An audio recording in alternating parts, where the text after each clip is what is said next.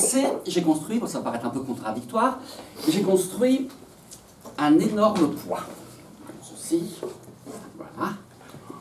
Et l'idée, donc, était de donner à ce poids la légèreté d'une plume.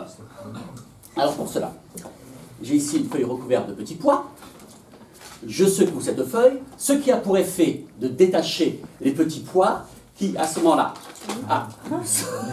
se répandent. J'avais oublié de mettre le chapeau auparavant. Donc, l'effet est un retardement, et donc l'effet des petits pois sur le gros pois ont eu l'effet donc de le transformer en une boîte de petits pois.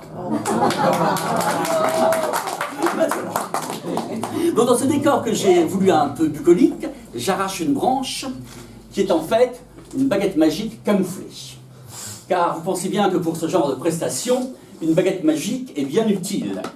Donc, je reprends le gros pois devenu boîte de petits pois, que je couvre d'un chapeau plus à sa taille.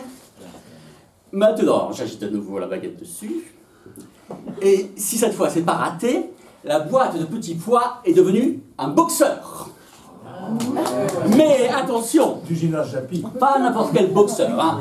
C'est un boxeur de catégorie poids-plume. Et c'est très important, parce que si du boxeur poids-plume, j'enlève le boxeur et son poids, si j'enlève le boxeur et son poids, il ne reste à ce moment-là que la plume.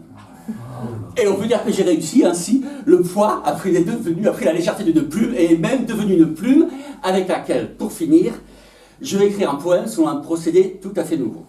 Je passe la plume dans la poche.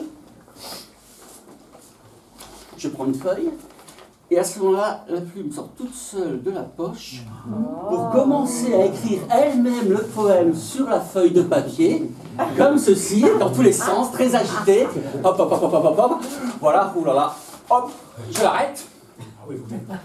Et donc, on va voir le résultat. Et là, c'est assez troublant parce que la plume a donc dessiné un poids.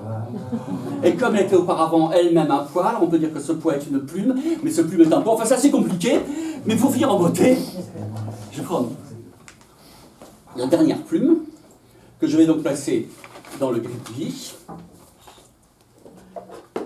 J'agite une dernière fois la baguette magique dessus. Et maintenant, ce n'est plus une plume, c'est un brochet. Pourquoi un brochet? Bon, ça c'est une autre histoire, mais je vous la raconterai une autre fois.